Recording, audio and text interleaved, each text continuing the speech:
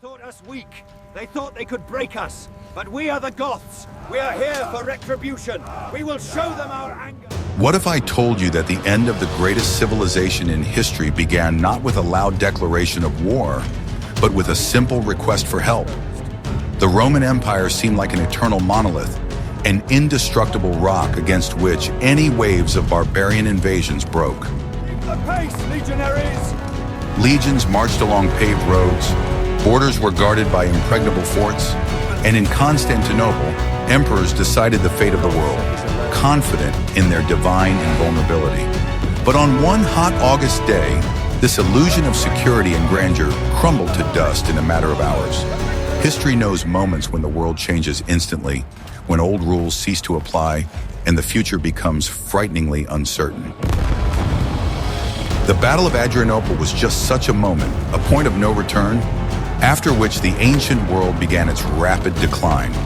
This is not just a story about the battle between two armies. It is a drama about pride, corruption, and a fateful combination of circumstances. For immediate deployment, we attack at dawn. We will see how the greed of a few officials can destroy the work of many generations, and how underestimating the enemy leads to a catastrophe of biblical proportions. Watch the video to the end, and you will learn how one wrong decision turned the Roman army to dust, and why, after that day, Rome was never able to return to its former glory.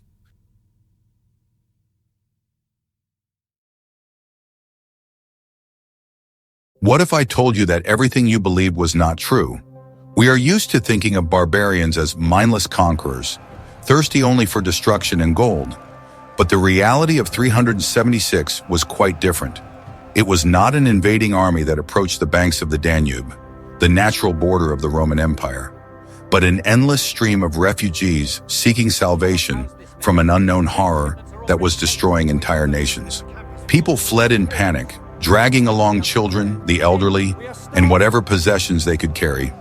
Tens of thousands of Goths, entire families with their belongings, stood on the northern bank, looking hopefully at the Roman watchtowers on the other side, and believing that Rome, so powerful and rich, would give them refuge. They were driven by fear of a new, formidable force that had come from the east, the Huns, who swept away everything in their path like a natural disaster, leaving no chance for resistance. The Goths did not want war with Rome.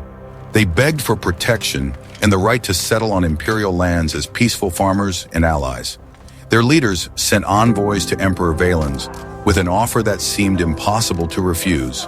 They promised to supply soldiers for the Roman army in exchange for land and security, providing the empire with new recruits and allies at the same time. For an empire in constant need of soldiers and buffer zones, this seemed like a gift from fate, capable of strengthening its borders at minimal cost and risk. Valens, busy with the war against the Persians in the east, saw this as a brilliant opportunity to solve his staffing problems with a stroke of the pen, without delving deeply into the consequences and scale of the process he was initiating. Permission to cross was granted, and a huge mass of people set off, filling boats, rafts, and even tree trunks to cross the turbulent Danube. Women held children in their arms, men pushed overloaded boats, and old people prayed to the gods for salvation. Roman border guards, accustomed to minor skirmishes, watched with alarm as this endless stream continued day and night, turning the border into a zone of chaos. No one kept an accurate count, but modern historians estimate the number to be over 100,000 people, which was a colossal figure for the ancient world, comparable to the migration of an entire nation. The logistics of such an operation were a nightmare for which the imperial administration was completely unprepared, and the first hours of the crossing showed that the situation was spiraling out of control. Instead of an organized reception of refugees on the shore, chaos reigned, exacerbated by the language barrier and mutual distrust. The Romans, accustomed to looking down on barbarians, did not see them as people in need of help, but only as a resource or a potential threat that needed to be kept at a distance. The emperor's orders to provide food for the migrants were only carried out on paper, ending up in the pockets of local officials known for their greed. The Goths, who had surrendered their weapons, though not all of them, as a sign of peaceful intentions, found themselves trapped on a narrow strip of land between the river and the Roman cordons. deprived of freedom of movement and the ability to obtain food. The food supplies they had brought with them were rapidly dwindling, and the promised imperial aid never arrived in the required quantities. Hunger became a constant companion in the camp, causing discontent and despair among those who, only yesterday, had hoped for a new life. The first deaths from exhaustion occurred. Children cried through the night, women shared the last handfuls of grain, and men lost their patience. The leaders, Fritigern and Alaviv, tried to maintain order, but it became more difficult with each passing day to restrain the huge mass of hungry people. Instead of diffusing the situation, the Roman commanders on the ground only exacerbated the tension with their arrogance, forbidding the migrants from leaving the camp while failing to provide them with provisions. The situation on the banks of the Danube resembled a powder keg to which a burning fuse was slowly but surely being brought. It was the first act of a tragedy in which bureaucratic incompetence collided with human despair, creating the perfect conditions for an explosion that was now impossible to prevent. None of the participants in the events yet understood that this migration of peoples would be the beginning of the end of the familiar world order. For the world that had been built over centuries proved too fragile in the face of such massive upheavals. The empire let in a force that it couldn't control or assimilate, and the consequences of this move will be felt for decades to come. History teaches us that the best intentions often turn into disaster if they are carried out by selfish people. Here we see a classic example of how a refugee crisis turns into a military conflict due to a lack of competent management and basic care for people. The Romans saw the Goths as nothing more than cheap labor in a temporary army, not realizing that they were dealing with a proud and warlike people who would not tolerate humiliation. This misperception, this blindness on the part of the authorities, would prove fatal for thousands of Roman citizens in the near future when events spiraled out of control and escalated into open warfare. It is interesting to see how this topic is perceived in different parts of the world. Where are you from? Do you agree with the arguments presented? Are you ready to learn the truth about how corruption can destroy a state faster than any enemy army? The Roman troops in Thrace were commanded by two men whose names have become synonymous with shame and greed: Lupicinus and Maximus. These officials saw the plight of the Goths not as a humanitarian disaster, but as an exceptional opportunity for personal enrichment. Instead of distributing the grain allocated by the emperor, they created an artificial shortage, driving prices sky high. The market that spontaneously arose near the walls of the Roman camp turned into a scene of monstrous, cynical trade, where human life itself became a commodity. The Goths, exhausted by hunger, were ready to give everything they had for a piece of bread or a handful of rotten grain. At first, they offered gold jewelry, precious fabrics, and the remains of their possessions that they had managed to save during their flight. But when their material possessions ran out, the Roman governors offered a new, terrible currency. In exchange for food of the lowest quality, often unfit for consumption, the Goths were forced to sell themselves into slavery.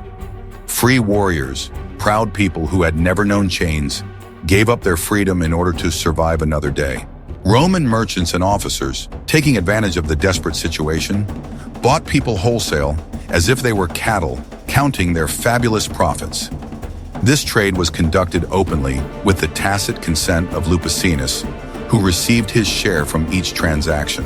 The situation reached the point of absurdity when a loaf of bread or a piece of questionable meat was exchanged for a human being into slavery.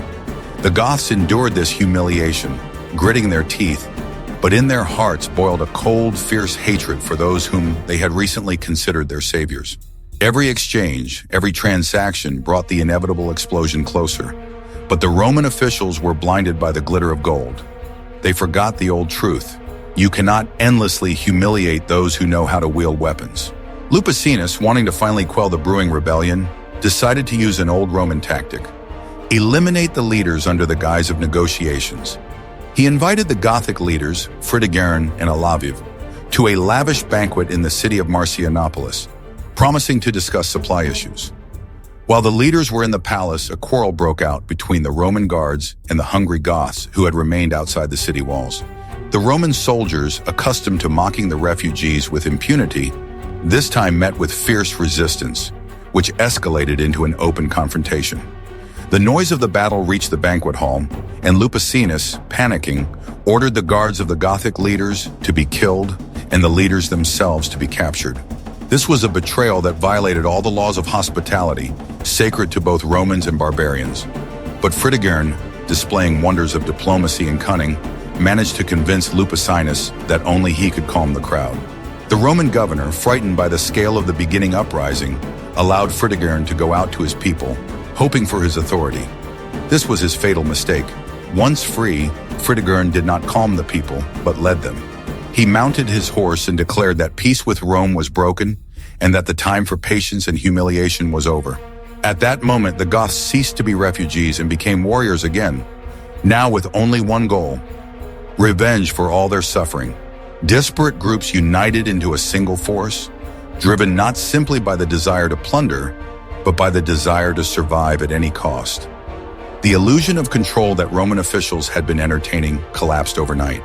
The greed of two men, Lupicinus and Maximus, turned potential allies of the empire into its deadliest enemies. They didn't just steal money or grain, they stole the empire's security, selling it for a pittance. The story of Marcianopolis became the starting point of a war that would forever change the map of Europe.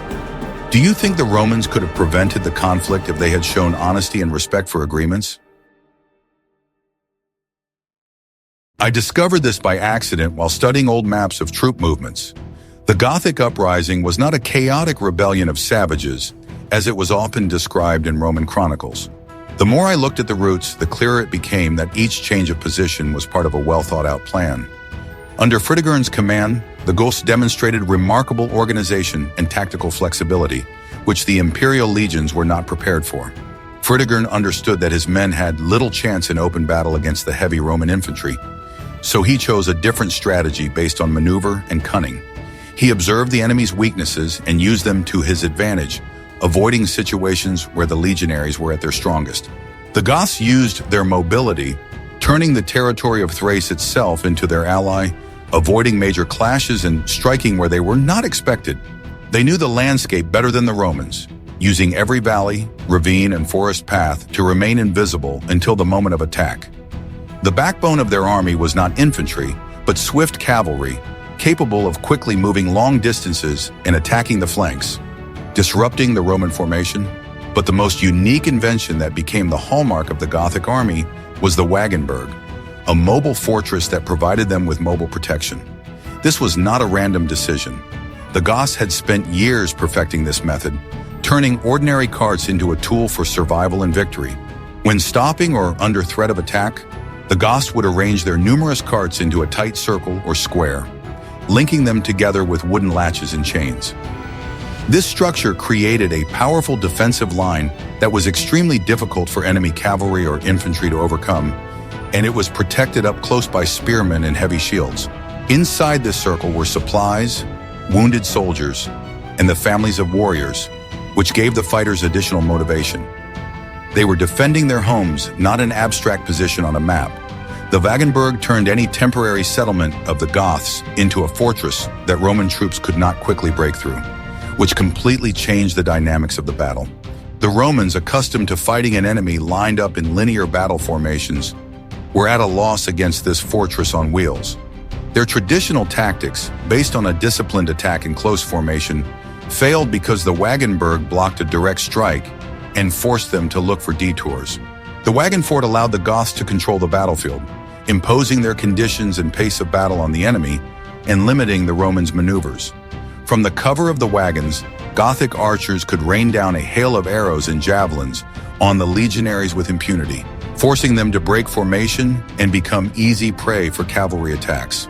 Fritigern also made active use of reconnaissance, knowing much more about the movements of the Roman troops than the Romans knew about him. He sent out small cavalry detachments in all directions, creating a false impression of the size and location of his forces. These groups would attack and then disappear, preventing the Romans from tracking the main Gothic forces.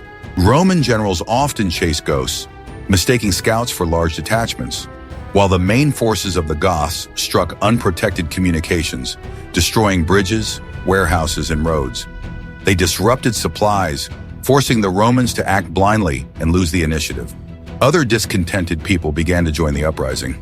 Runaway slaves, deserters from the Roman army, and even workers from the gold mines, exhausted by hard labor.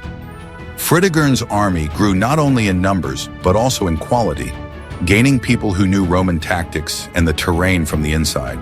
These deserters brought with them information about the location of fortresses, supply routes, and weak points in Roman discipline.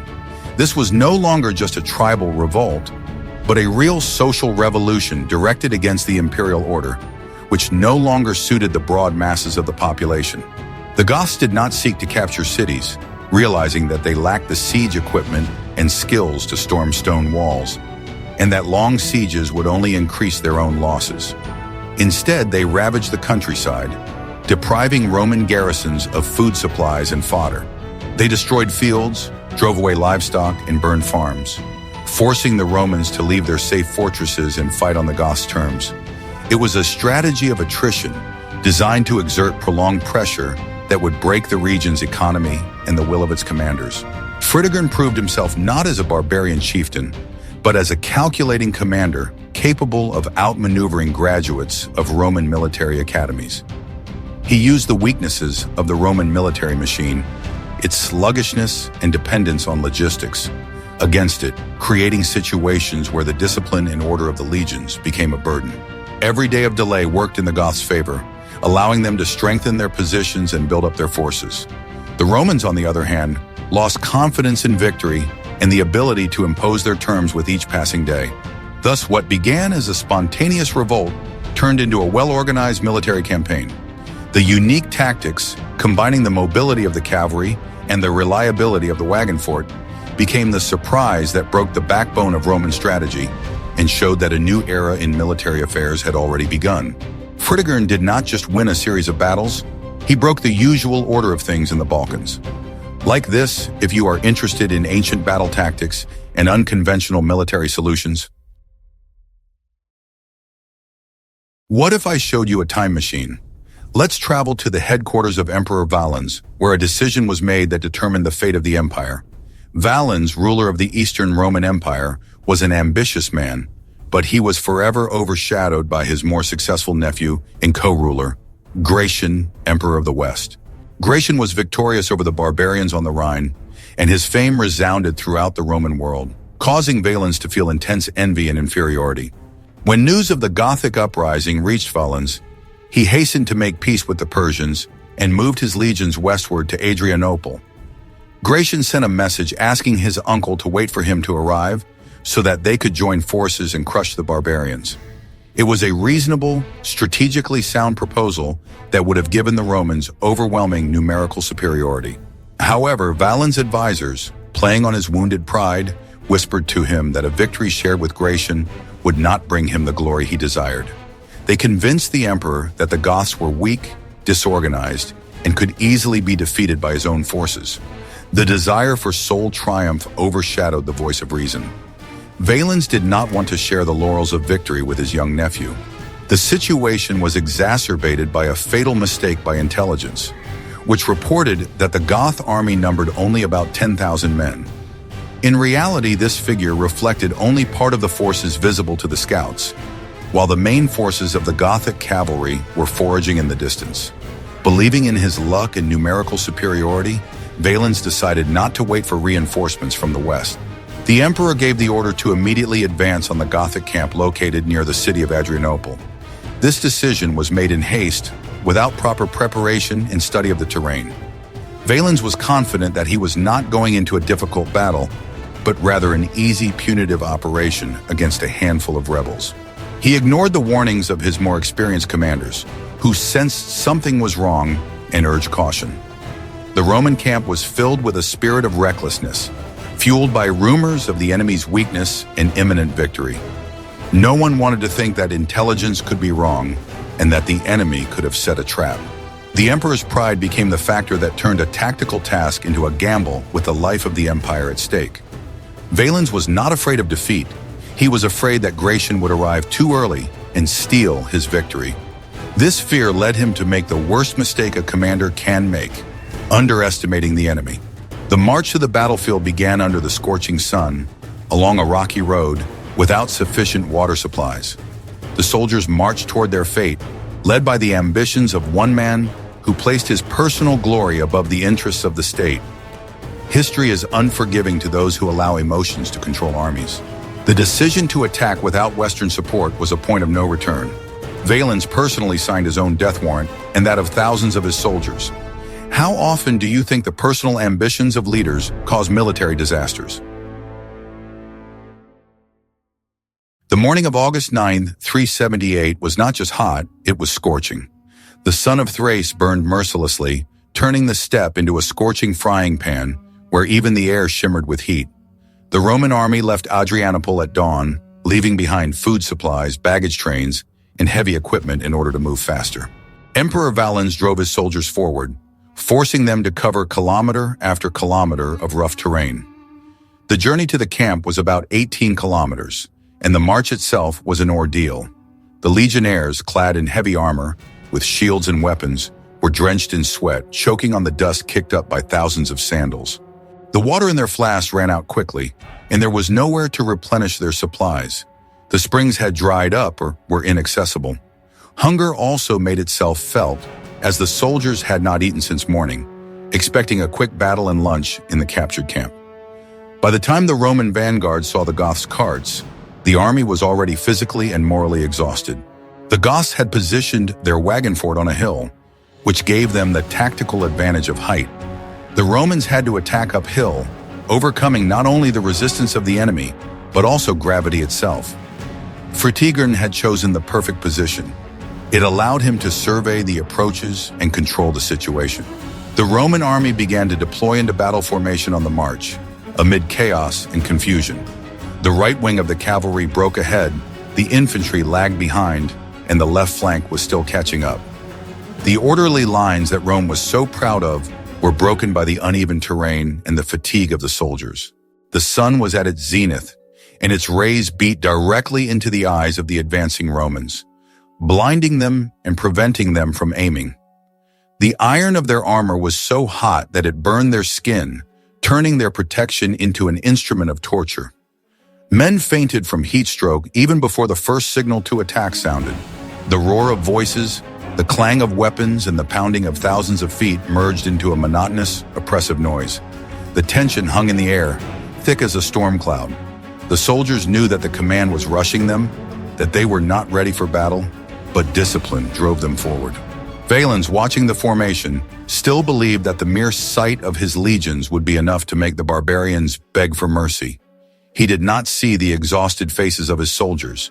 He saw only the standards and the glitter of the eagles. The reality of war was hidden from him by a veil of his own grandeur. At that moment, calm reigned in the Goth camp. They saw the condition of the Romans and understood that time was on their side. Fritigern waited for his cavalry to return, stalling for time and preparing to slam the trap shut. This march was a prelude to disaster. An exhausted, dehydrated army, thrown into battle against a fresh enemy occupying an advantageous position, was doomed to heavy losses. Nature was on the side of the barbarians that day. Guess what happened next? When the two armies faced each other, the battlefield was suddenly engulfed in acrid, suffocating smoke. The Goths had set fire to the dry grass and bushes in front of their positions. The wind blew toward the Romans, and thick clouds of smoke enveloped the legions, intensifying their thirst, heat, and disorientation. It was a simple but ingenious tactical ploy that further exhausted the already weary soldiers of the empire. In this smoky hell under the scorching sun, strange, protracted negotiations began. Fritigern again sent envoys to Valens, offering peace and hostages in exchange for safety. Historians still argue whether he really wanted to avoid battle or was simply stalling for time, waiting for the return of his heavy cavalry, which was out foraging. Valens hesitated.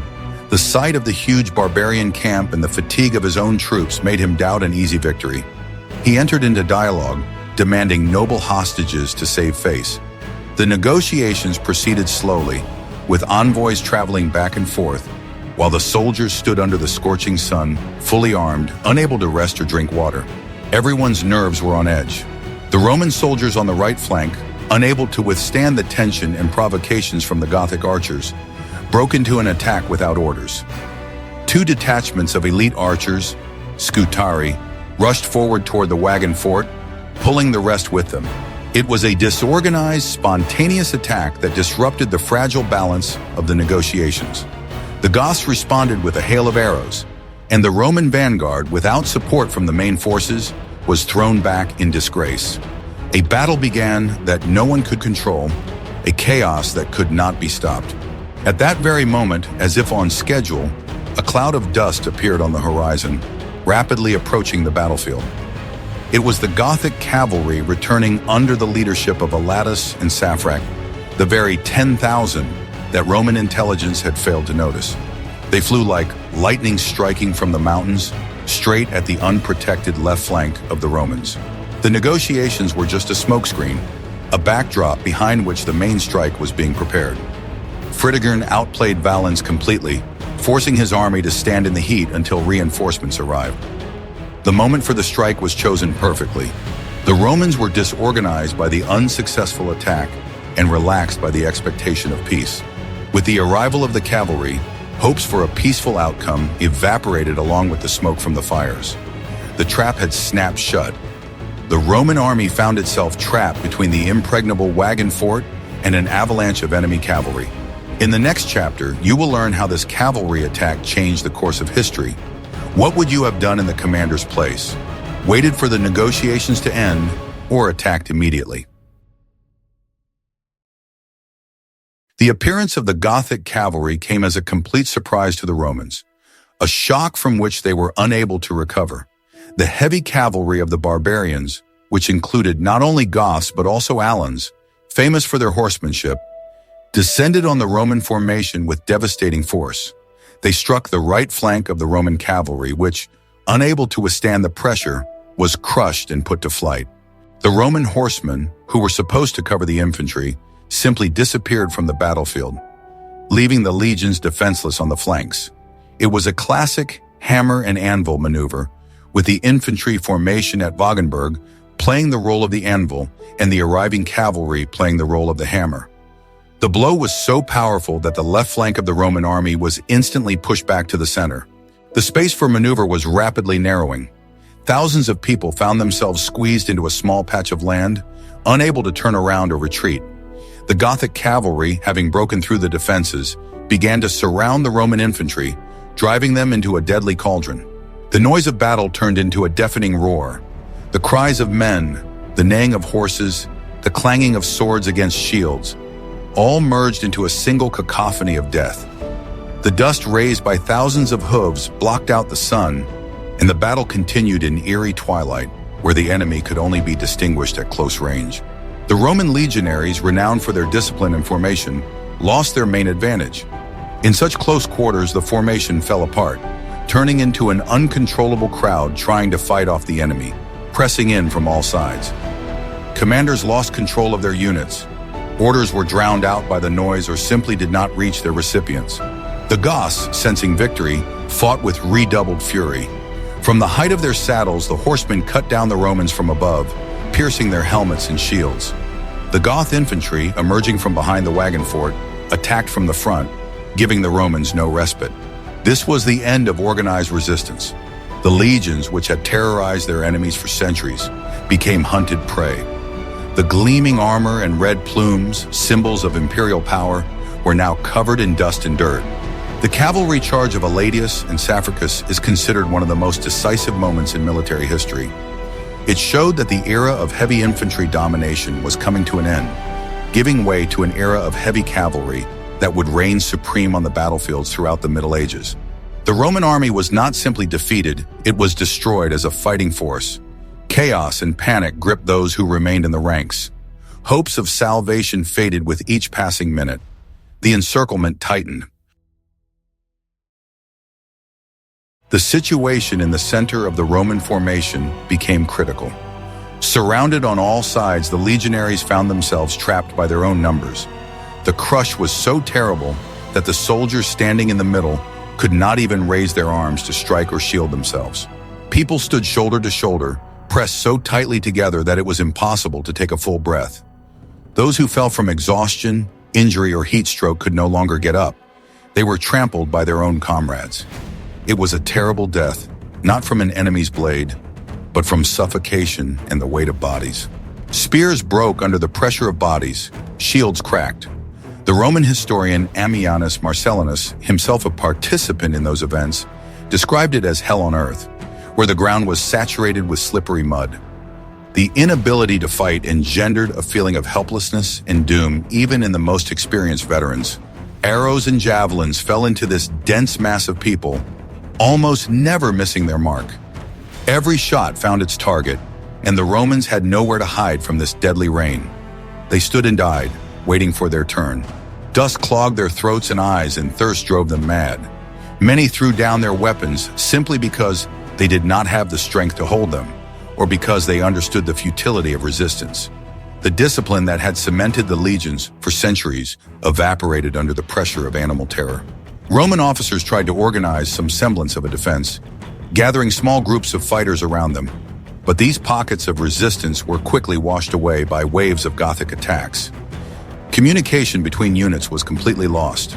The Imperial Guard and elite units still held out, fighting with the desperation of the doomed. They knew there would be no mercy and tried to sell their lives at the highest price, but their heroism was drowned out by the general chaos and destruction. The sun began to set, but the battle continued unabated. The Goths methodically tightened their ring, destroying the remnants of the Roman army. The battlefield presented a picture of the complete destruction of the greatest military machine of antiquity. The Romans, accustomed to being hunters, became prey on this day.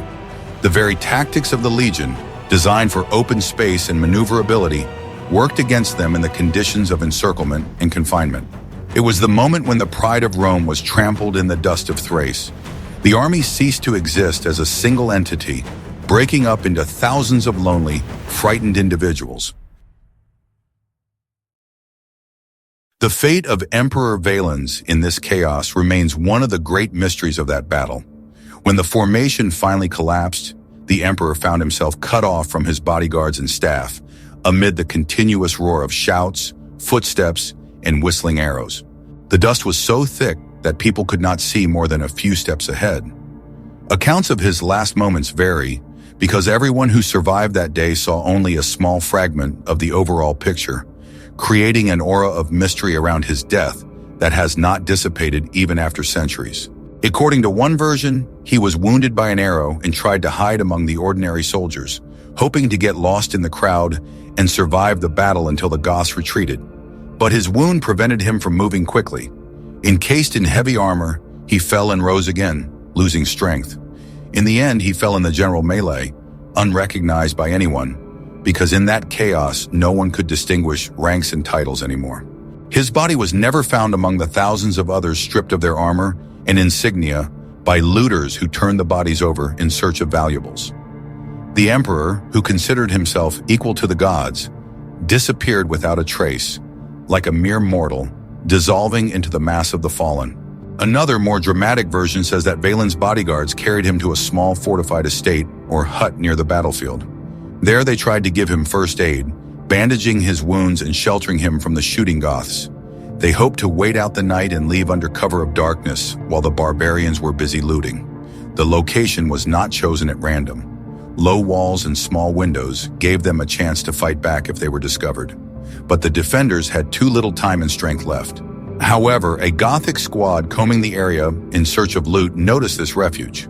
They did not know who was inside, but the presence of armed guards aroused their suspicion. When they tried to get closer, the Romans opened fierce fire with crossbows and throwing spears, which made their opponents even more wary. Not knowing who was hiding in the house, but encountering fierce resistance from the guards, the barbarians decided not to storm the fortification, not wanting to lose men. They simply surrounded it with straw and brushwood gathered from the surrounding area and set it on fire, turning the house into a huge torch in the middle of the field. Valens, the ruler of the East, burned alive in a simple peasant hut, abandoned by his army and his luck. There were screams inside, but the flames quickly engulfed the building, and the roof collapsed.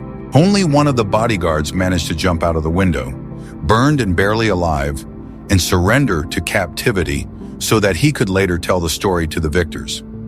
The Goths were shocked to learn who they had burned, not having paid any attention to it in the heat of battle. They did not expect the emperor to be so close without an army, almost alone, like an ordinary fugitive. The emperor's death was the symbolic end of the disaster. Rome lost not only its army, but also its head of state, the sacred symbol of power.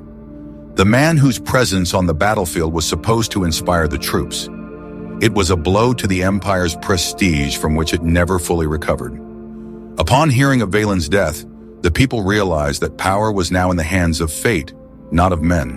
Never before since the Battle of Cannae had Rome suffered such a crushing defeat. But then the Republic survived, rose up, and became even stronger, while now the aging empire had received a wound that was incompatible with life. The loss of the army could be compensated for, but the loss of spirit and confidence could not. This catastrophe was a point of no return, after which the process of disintegration became irreversible. The news of Valens' death spread like wildfire, causing shock and awe among all the peoples who had heard of Rome's power. For the barbarians, it was proof that Rome was mortal, that it could be defeated and destroyed. The fear of Rome's name disappeared forever, and this marked the beginning of a new era, where it was no longer the empire that dictated terms, but its neighbors. This realization destroyed the image of invincibility that Rome had built over centuries. The surviving Roman generals fled, abandoning their soldiers and trying to survive at any cost. The system of government collapsed, and everyone saved themselves, unable to restore order. The battlefield turned into a place of chaos, where no one commanded or obeyed anymore. Night fell on the battlefield, hiding the scale of the tragedy, but not diminishing its horror. The Roman Empire awoke the next morning to a completely new and frightening world, where it was no longer the undisputed power, but just one of many powers fighting for survival. The outcome of the Battle of Adrianople was catastrophic. 2/3 of the Roman field army of the East remained on the battlefield. About 20,000 of the best soldiers and officers who were considered the backbone of the imperial defense. These were not recruits, but veterans who had fought in many campaigns. Entire legions, whose history spanned centuries and whose banners were the glory of the empire, were destroyed. 35 senior military tribunes and the emperor himself were killed, which was a blow to the army's command. It was practically impossible to make up for such losses, as the empire had long been experiencing a demographic crisis and could not conscript as many people as before. Years of war, epidemics, and economic decline had made Rome's mobilization reserves too weak. The victory of the Goths opened the way for them to the Balkans. Now they could move freely throughout the empire, plundering and ravaging cities all the way to the walls of Constantinople, which became the last island of safety on the path of the barbarians. Gothic troops burned villages, destroyed crops, and took craftsmen captive, damaging an economy that Rome was already struggling to keep afloat. The Romans had to agree to a humiliating peace, allowing the barbarians to settle on their lands on their own terms, keeping their weapons and leaders, which contradicted all previous principles of Roman diplomacy. For the first time, the empire did not impose its will, but accepted the demands of others. This set a dangerous precedent, a state within a state. The barbarians became not just mercenaries, but a political force dictating their will to the emperors, because any attempt to restrict them could provoke an uprising. They demanded more and more land and privileges, and the rulers, lacking the strength to resist, gave in. The Roman army began to rapidly become barbarized, as there were not enough recruits, and the defense of the borders was entrusted to the same people who had recently attacked them. Commanders were forced to cooperate with tribal chiefs who had their own troops, and this eroded the ancient military system on which the empire was based. Adrianople became a watershed moment in military history. It marked the decline of heavy infantry and the rise of heavy cavalry, which would dominate the battlefields for the next 1,000 years. The Goths showed that a mobile horseman, capable of striking quickly and powerfully, could crush the closed formation of infantry. The image of the invincible legionnaire became a thing of the past, giving way to the image of the knight horseman, who would become the symbol of the Middle Ages. Roman tactics, considered exemplary for centuries, proved obsolete in the face of new realities. The myth of Rome's invulnerability was finally shattered. The empire's neighbors saw that the colossus stood on feet of clay and could be toppled if the right moment was chosen. Soon after Adrianople, other tribes began to test the strength of the Roman defenses, sensing that their fear of Rome was disappearing. This triggered a chain reaction of invasions that 100 years later, in 476, would lead to the fall of the Western Roman Empire. The Goths had merely opened the door through which the Vandals, Franks, Burgundians, and other peoples would later pass. But the main consequence was psychological. The Romans lost faith in their exceptionalism and in the state's ability to protect them. People who had lived under the empire for centuries felt for the first time that the world, which had seemed stable and eternal, had become fragile and dangerous. The citizens stopped seeing the emperors as defenders and began to perceive them as weak rulers, incapable of stopping the enemy. The sense of security that Rome had prided itself on for centuries crumbled in literally one day. Adrianople showed that even the greatest empires can collapse under the weight of their own mistakes, corruption, and pride. It is a lesson in the importance of negotiation and the danger of underestimating those you consider weaker than yourself. Valens refused to listen to the advice of his generals, acted hastily, and paid for it with his own life and the lives of his entire army. Tactics, arrogance, and political mistakes came together in a chain reaction, leading to a catastrophe that no one could fix. The history of the Goths after the battle is the story of their rise.